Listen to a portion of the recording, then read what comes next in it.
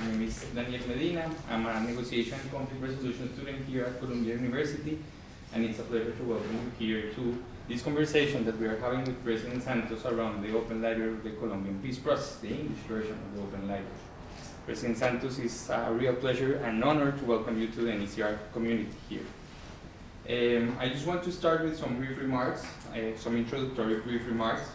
President Juan Manuel Santos was President of Colombia from 2010 to 2018, during which he started and successfully led the Havana peace negotiations between the Colombian government and the FARC guerrilla.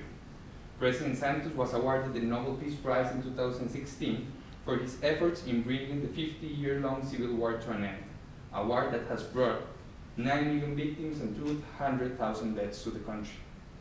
Today, President Santos is chairman of the board of Compass Foundation, which he created to promote peace, protect the environment, and fight poverty, mainly through grassroots leadership.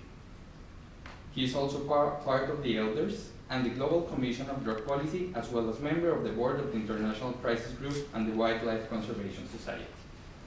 Also with us today, Professor Beth Fisher-Yoshida is the Program Director of Columbia University, Masters in Negotiation of Conflict Resolution, and she's the Executive Director of AC4 and Vice Chair of the Faculty of the School of Professional Studies.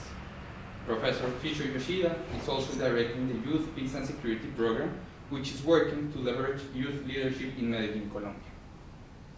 This conversation today will be divided into 2 main sections. First, Professor Fisher-Yoshida will hold a conversation with President Santos around the Open Library, the peace negotiations, and the post-conflict peace-building process in Colombia. And then we'll open a Q&A session for you. So I encourage you to write your questions in the index cards you have in your seats, and then pass them to Cody Smith, Professor Cody Smith, and Professor John Lopez, who will be reading and sharing your questions with President Santos.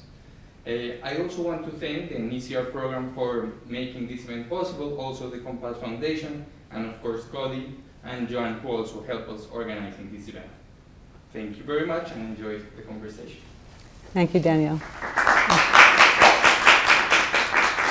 So what an honor to have you here today, President Santos. I know you have a big announcement about the library, so before anything else, please tell us all about the library.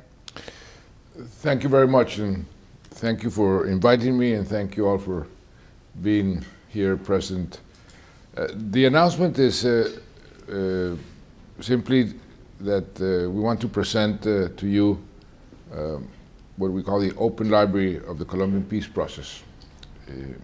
This was an initiative that was slowly but surely created because there were so many questions about the peace process. And at the same time, when I was studying other peace processes, I had many difficulties in finding certain aspects of what happened in other peace processes around the world. And so with that experience and the tremendous demand from academics, from other negotiators, from many people, what really happened in the Colombian peace process, we said we need to document everything that we did. And documented in a very ambitious way. Another anecdote or another reason was that when I arrived as president and started thinking of negotiating, I also thought of negotiating at the same time. We can discuss this later with the ELN. But we found out that my predecessor, or the peace commissioner, had taken all the documents of their negotiations with the ELN held in Cuba, and I couldn't find one single word of what had been negotiated or attempted to negotiate with the ELN. So I said, no, we have to do exactly the contrary and leave as much information as possible. And that's how this initiative was launched.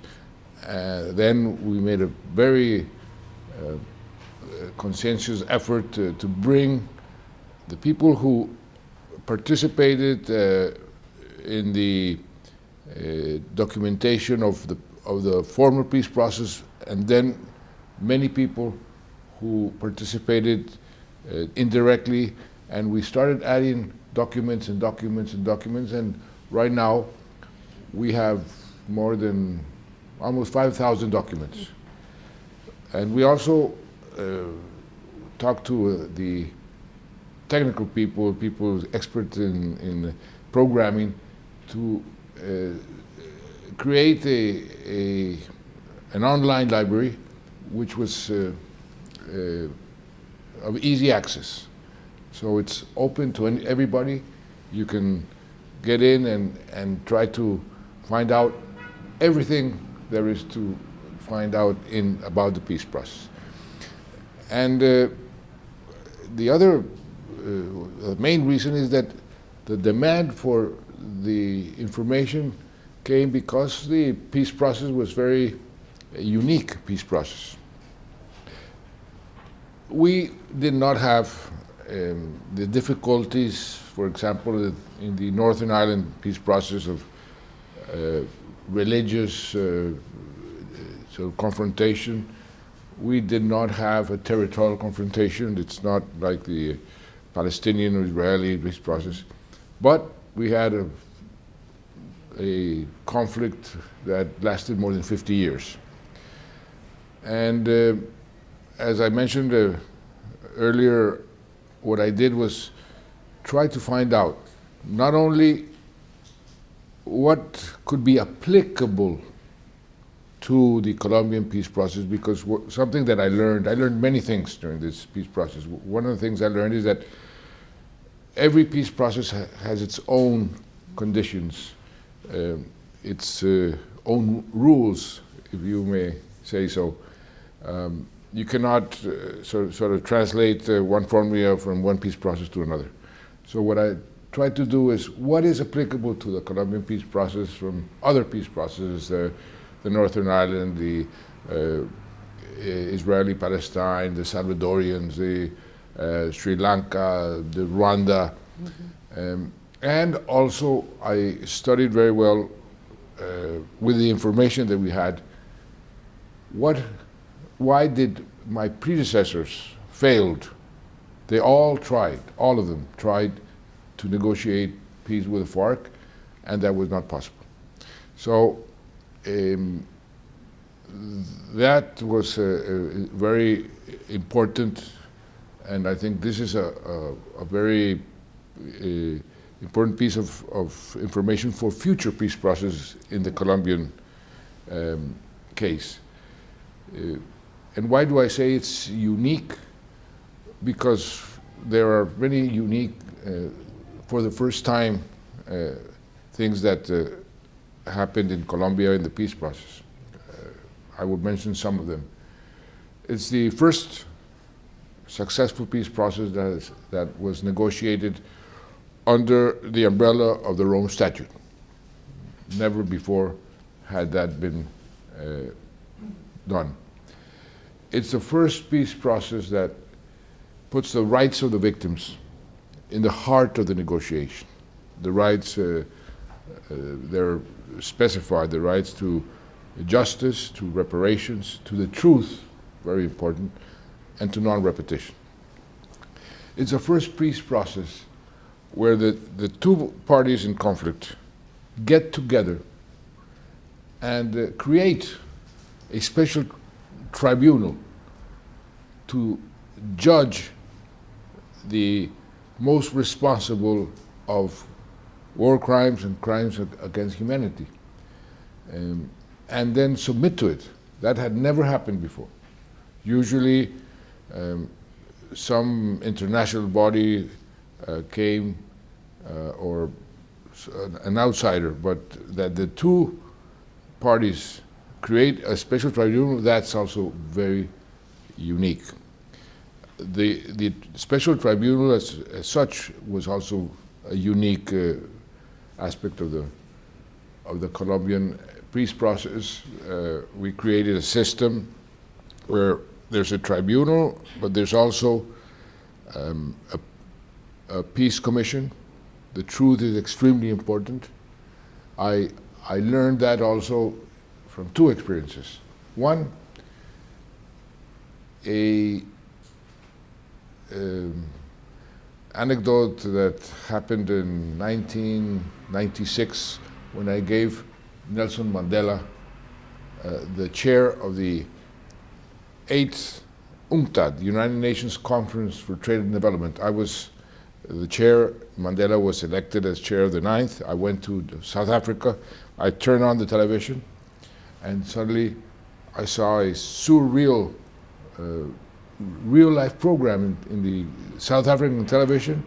For the first time, the victims and the perpetrators were getting together in front of all the South Africans through the television.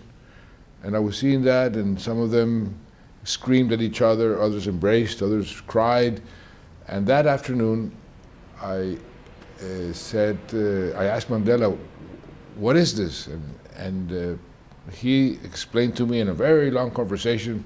I was supposed to meet him for half an hour. He was president of South Africa at that time. And we spent almost 4 or 5 hours talking. Explained to me how important it was for the victims to confront the perpetrators, and for the perpetrators to tell the victims the truth.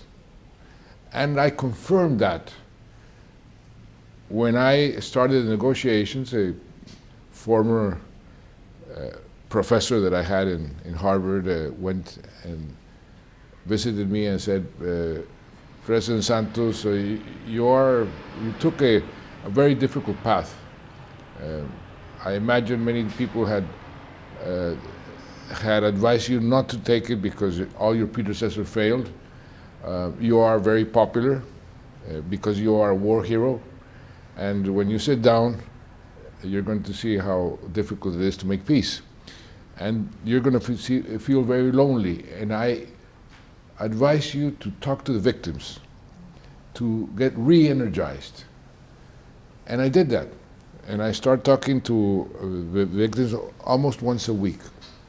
And I thought the victims were going to be the most reluctant to accept transitional justice, to accept that the perpetrators were going to have legal benefits. And when I started talking to them, and at the end, when they told me this terrible story that they suffered, they always said, President, but persevere, don't throw in the towel. And I said, why are you so generous? What we're going to do is to give the people who did that to you some legal benefits. And they said, because we don't want others to suffer what we suffered. And that for me was a real lesson in life. With that experience, I realized that the human condition was not as bad as I thought.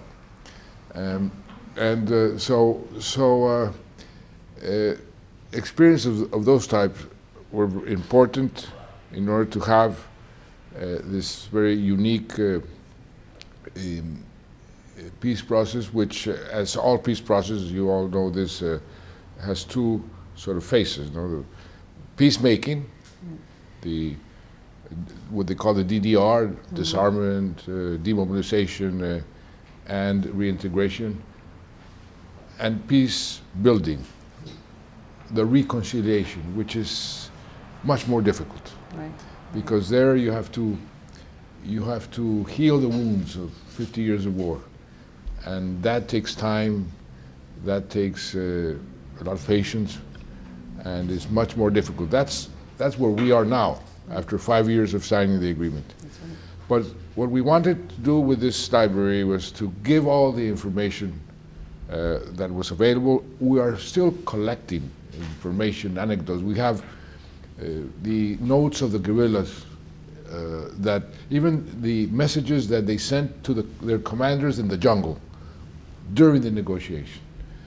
We have interviews with them, what were their worries, what they were afraid of, and that is extremely, extremely useful for any future peace process. Right. Because what I learned from other peace processes in this Colombian peace process was very useful for me, for our negotiators.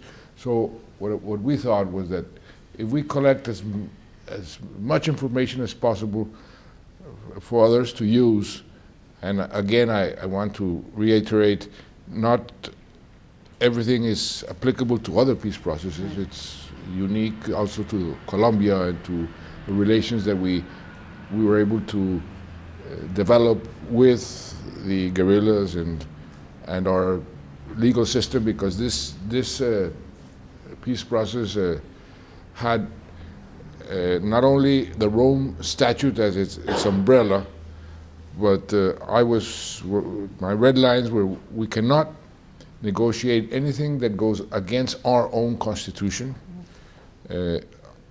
against the Inter-American Human Rights Charter, against the International Human Rights Charter. So these were sort of the red lines. And so, again, this is unique of Colombia. Yeah. We are also a very legalistic country since our independence. There's a famous phrase, our two sort of founding fathers are Bolívar and another one called Santander. Bolívar said that the sword will give us independence, but Santander said the law will give us freedom. And that phrase was taken literally by Colombians from then on, and so we are a very legalistic country. And I think today, one of the mistakes that we made, was to be too legalistic in the procedures of the special tribunal. And that has, in a way, delayed the work of the special tribunal because we have too many procedures. So I would not advise other peace processes to be as legalistic as Colombia, but it's a good experience. Yeah. So what you will find in this library is all the information that is available today, and as I said, we are collecting more and more information because we think that we can go to other experiences and complement the Colombian experience with other experiences and sort of enlarge the library more and more, so it really becomes a unique world source of information for a peace process. So if I may, you just shared a lot of information with us, and so now I know I need to integrate the link to your library into my syllabus this summer for the course I'm teaching on peacemaking. So wonderful, and you did say that the peace talk was unique, and there are many unique attributes, but you also learned a lot from other peace processes, and of course, being here at Columbia University, an academic institution, we're all about learning, and we're all about learning from past examples. But it's also interesting you said that if you could do it again, you may not have been as legalistic and so on. But another very unique aspect of the peace talks that you led was that it was very inclusive. You had lots of different people represented in there. Can you tell us a little bit about the thinking behind how you did that and what you hoped would happen by being so inclusive? Yes, well, there's a sort of a paradox. On the one hand, one of the reasons why other peace processes failed was precisely because they were not inclusive. If people don't feel that they're part of a process, of any public policy, their first reaction is to reject it. This is a golden rule for any public policy or any politician or any government student. And the peace process, for example, a specific example was the military. All my predecessors had thought that the military would be the first ones to reject a peace process because if there's peace, there will be less budget for them, less power, and even in many peace processes, the first item in the agenda is to renegotiate the armed forces. You have to do away with the armed forces and create new armed forces. So they always thought that the military would be against. Well, I was the only president who had been in the military, and I knew that that was not true, and that the military are also, if you explain to them that they're not going to be negotiated, they would become allies and not spoilers, as they had before. And so that's why I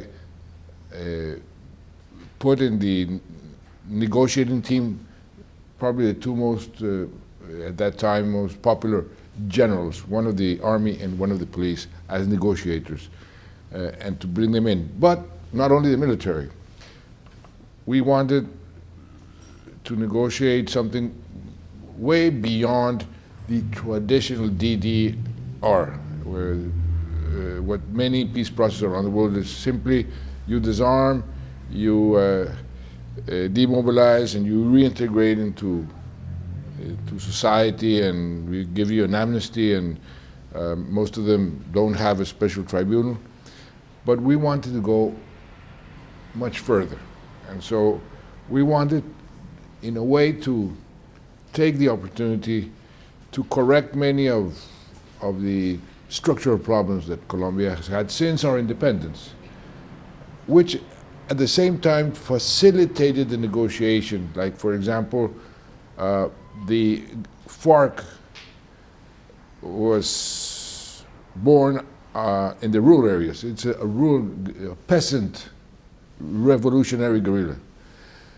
And so for them to be able to claim that in the peace process they achieved, for example, a good progressive rural reform would be extremely important. Well, at the same time, I and many Colombians know that Colombia is one of the worst examples of land distribution in the world. We have one of the worst land distributions in the whole world. We have 44 million hectares of productive land, and out of those 44 million, we only produce in 7. And most of those 7 are inefficient, non-sustainable production. So we had an opportunity here to include that. At the same time, the indigenous communities, which also I had an experience with them that they had taught me. I learned from them a lot. I was one of those that neglected the importance of the indigenous communities, but I learned how important it is to take advantage of their knowledge, of their view of what is important and not in life. They told me when I made a gesture to them to go and ask for their permission to go to Congress and be sworn in as president, and they gave me a mandate. They said, okay, you go and make peace, but not only among human beings, make peace with nature, because we are at war with nature, and nature is going to retaliate. And that phrase is extremely important today. I believe, as I hope many of you also, that the most important thing that we all can do is stop climate change because of this war against nature. Right. We're destroying nature. So the indigenous communities, to recognize their rights, recognize them, the Afro-Colombians, we included something that I also learned as the process went along and studying other processes. Usually women are the more victims of the victims. In wars, women suffer more than men. And so if we are going to put the victims in the heart of negotiation and their rights, well, we should give a prevalence to women. And so we included a gender chapter to give prevalence to women in the post-conflict. That was used by the opponents of the peace process in a fake news strategy that in a way cost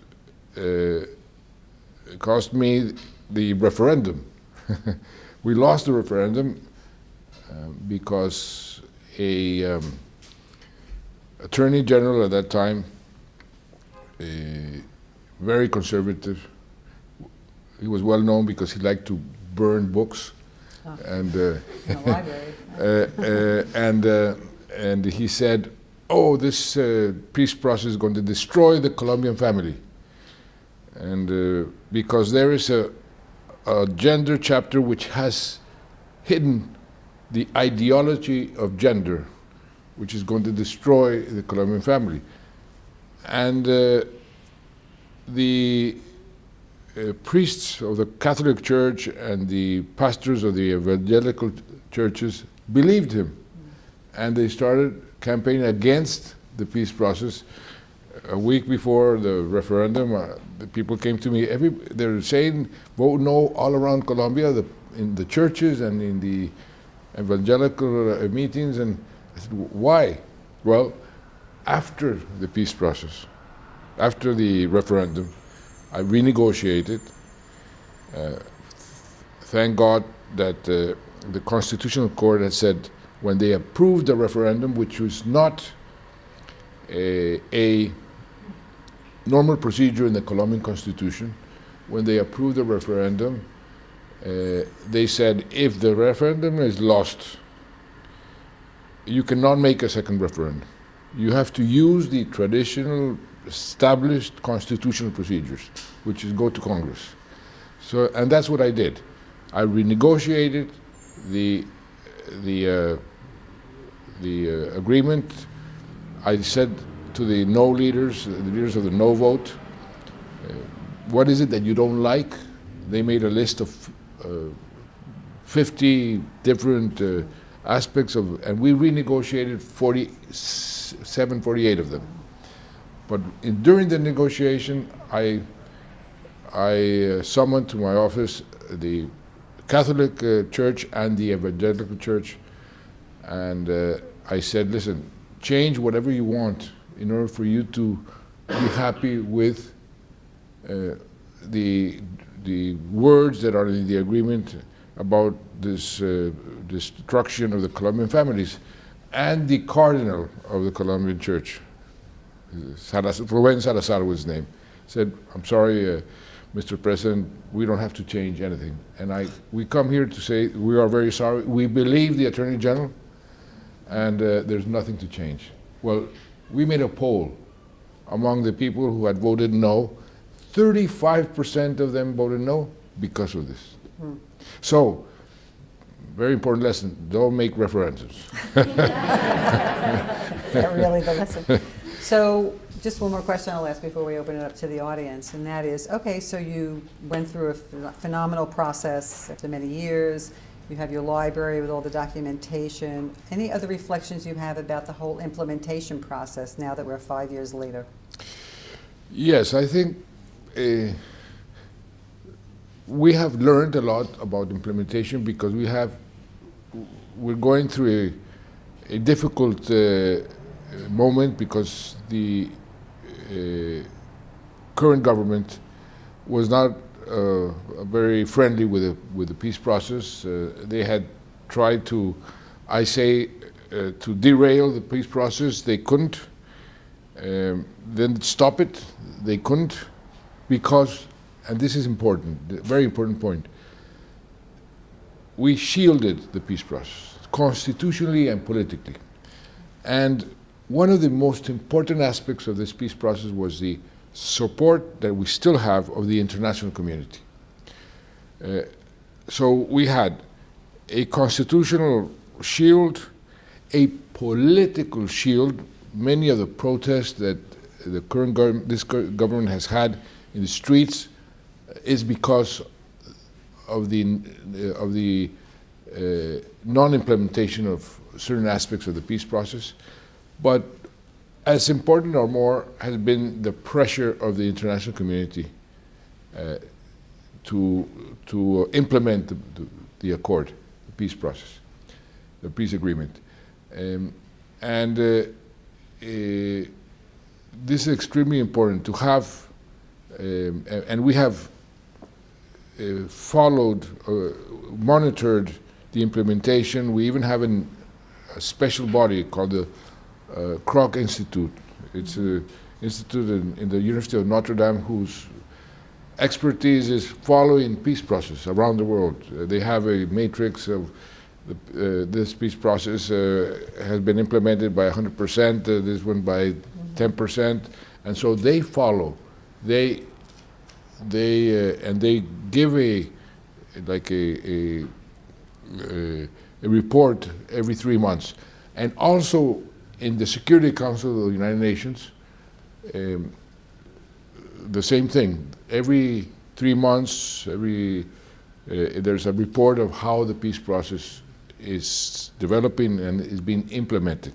So this government started to try to derail, it couldn't, try to stop it, it couldn't, and finally, something which I'm very happy, then they got into the train and say, we want to implement the peace process, and the president came here to Colombia to say, and to the United Nations, we are implementing the peace process. I say, thank God, and I wish that what he is saying would be translated in budget and political will and action. But I am optimistic that the next government, because all the candidates are saying that they will implement the peace process, all of them. And I hope that is true. And it needs that the Colombian and the international community keep the pressure. And I hope that, for example, in the point 1 of the agenda, the rule reform, that nothing has been done, or very little. There we can make progress, because that would solve a lot of the problems we have in Colombia. Not the peace process, but the Colombia people have problem of inequality, of poverty right now, especially after the pandemic. So right now, it's especially important in the implementation. There are political reform, the electoral reform, and the integration, the chapters about the indigenous communities. Those, if they are implemented, we will solve many of the problems we have today. With real tangible actions. Great. So we're going to open it up now. So I'm going to ask you to, if you have any comments or questions, to pass it up to Cody and Juan, and I'll just turn it over now to Cody and Juan. Ask some questions. Thank you, Mr. President. You've mentioned that you learned quite a few lessons from the peace processes that came before. Now that the conflict in Ukraine, between Ukraine and Russia, is going on, do you have any piece of advice or any lessons that you learned that you would like to share with President Zelensky? Anything that you think you learned from the peace process in Colombia that he should know? Well, I would say that you have to be very careful on where you situate yourself vis-a-vis a solution to the conflict. If you situate yourself too high, the resolution of the conflict is going to be much more difficult. As you probably all know, the best conflicts are the ones that leave all of the parties a bit dissatisfied. Nobody is completely satisfied with what has been signed. Those are the good agreements. So, take it all or nothing is very difficult to then reach. If you start to position yourself there politically, then it's going to be very difficult because people would not allow, or you yourself would not allow yourself to make concessions. Maybe that would be an advice that I would say to President Zelensky, but at the same time I admire his leadership and his perseverance. Wonderful, thank you, President Santos. So you mentioned that peace building is more difficult than peacemaking. And in Colombia there has been peace building processes before the peace process. These people have supported the peace process and continue to seek peace in Colombia at the territorial community level. So if you have a word of advice to these people that you can think of and share with us. Well, also what I discovered is that there is a tremendous demand for peace, especially in the areas that have suffered the war so much. Decades of war. And they were the most enthusiastic about building peace. But building peace in those areas is building also everything, because they had been suffering violence with no presence of the state, nothing. And we did something which hopefully could be continued. What we negotiated for the areas that were most affected by the conflict, some what they call territorial development plans, but with one very important aspect, that those plans were not designed in the capital city, in Bogota, by the technocrats. The plans should be established and the priorities chosen by the people. So we had to start by helping them organize themselves, even to see who would represent them in the discussions about their own development plans. It was a beautiful creation of democracy. These discussions among them, who represents who and why, and who will have the last decision. That was an extremely cumbersome, difficult, but beautiful process. More than, I would say, around more than 3,000 different meetings. But the 17 development plans are there, created by the people. I think this is extremely important to maintain, and right now in the implementation, to help the people succeed in whatever business they want to establish. Colombians are very innovative. They have a lot of resilience, and I know that you have gone to Medellin. Medellin is a special place where people have what we call in Spanish in Colombia, el rebusque. They have a lot of initiatives, but the state has to help them. Many times they need a little help, and they can make miracles. Wonderful.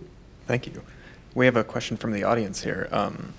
What was the reaction of the FARC after the referendum was lost? And to add, is there any way that the agreement was improved following the failure of the referendum? If there's any way, what's the second one? Did you find that the agreement was made better after the agreement was? Yes, I have no doubt that the agreement was made better. There were suggestions that definitely improved the agreement. And the reaction of the FARC was first of fear, because when the referendum was held, they had already started to go to the places where they're going to the camps. And so they had a tremendous fear, and they were very generous in the renegotiation process. They were in Cuba.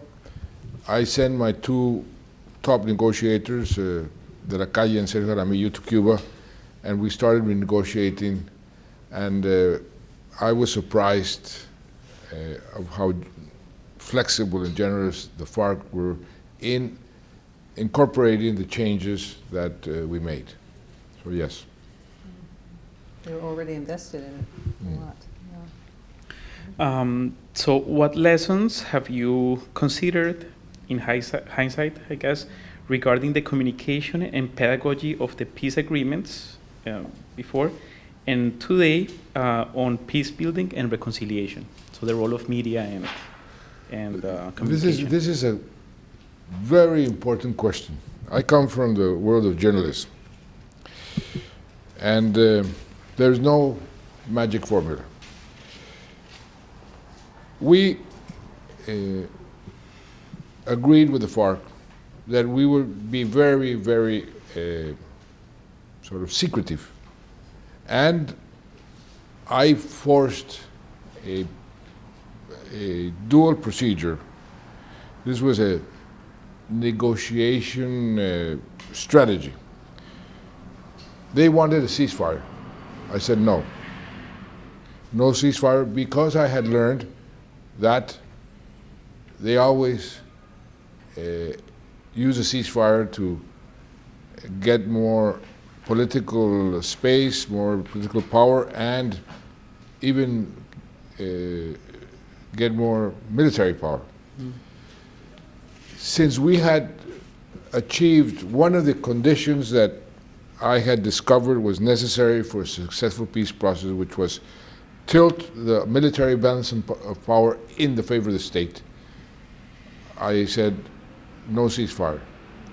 Before, all the governments wanted a ceasefire and the guerrillas already accepted. Now this time, they wanted a ceasefire and we did not accept. But at the same time, I said nothing is agreed until everything is agreed. And then we said we will only make public when we have agreed on one of the specific points of the 5 points of the agenda. Well, what I did not take into account when we agreed to that was the power of fake news and the vacuum of the lack of information would be filled by the people who did not like the peace process. And I remember I was here in New York in a meeting of the General Assembly, and when I started talking to some of my colleagues, former presidents, not former presidents, or I saw the New York Times or something with news of that we were negotiating something that was absolutely false, it was not true, I said, we have a problem. We have to start communicating because we really, this has been distorted so much of what was really happening. But at the same time, if you inform in a piecemeal way, then also this could be used against, especially the state, not the guerrillas, against the state. Because, oh, you're making a concession here, you're making a concession there. Because I thought, this is like, the analogy I used was, a peace process is like a work of art.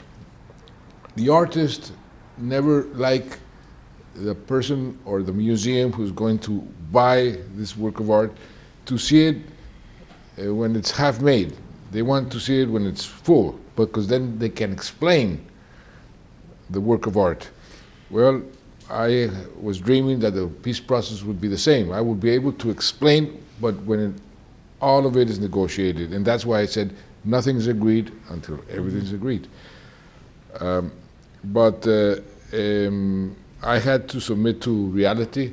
We started allowing the FARC and we said we would also tell the press and tell the public opinion what we're doing. And of course the FARC gave their version, we gave our version on the same on same subjects, and that made it more difficult. But again, I don't have a perfect formula. But I think that if you have a strong opposition to a peace process, you better try to, like in politics in general, to control the agenda. Don't stay quiet. Don't be secretive, unless you are completely secretive. And this is another example that we had in the Colombian peace process. We were able to negotiate almost for 2 years secretly. And I told the FARC, you always leak your contacts with the government. If this is leaked, the negotiation will be finished immediately. And for me, it was also sort of a proof that they were, in this time, negotiating in good faith, and they delivered. Nothing was leaked for almost 2 years. Talk about controlling the narrative, right? Who controls the narrative about what's put out in public? Right. I think we have time for one more question. Sure. So, Mr. President, you've been a negotiation student in the past. You took classes with, I believe, Roger Fisher at Harvard. Yep. We have many negotiation students in the room here. If you were to advise a young negotiation and conflict resolution student on what they should do to better prepare themselves for their future, maybe somebody here will be president one day, what advice would you give them? Even before Roger Fisher, he was my professor, and I learned a lot from him.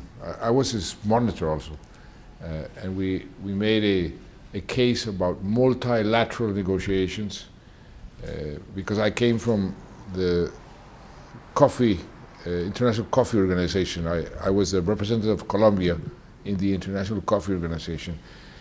And really my first teacher, the first person who really taught me how to negotiate was my boss. He was called Mr. Coffee Czar.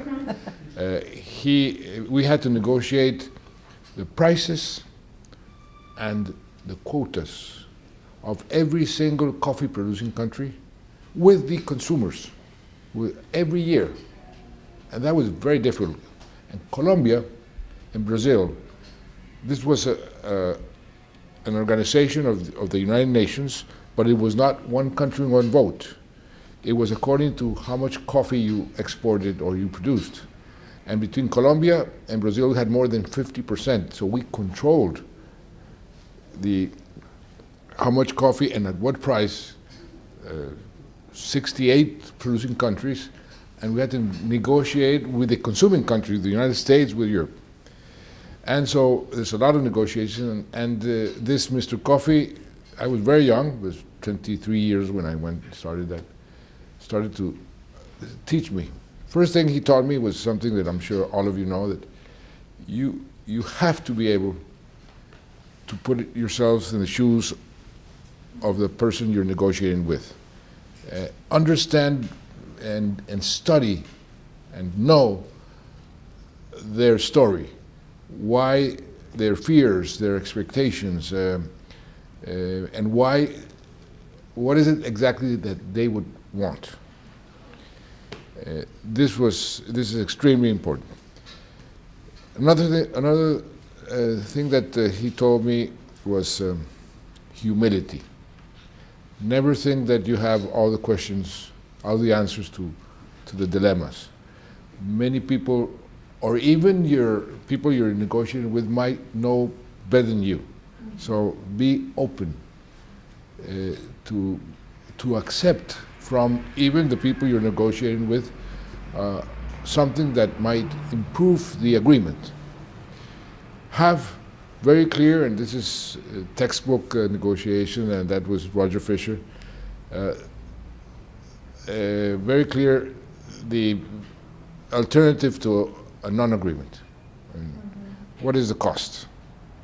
Until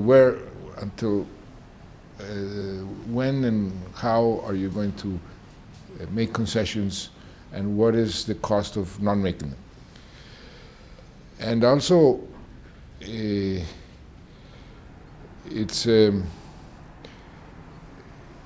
extremely important, well, especially in the multilateral negotiations, to take very much into account the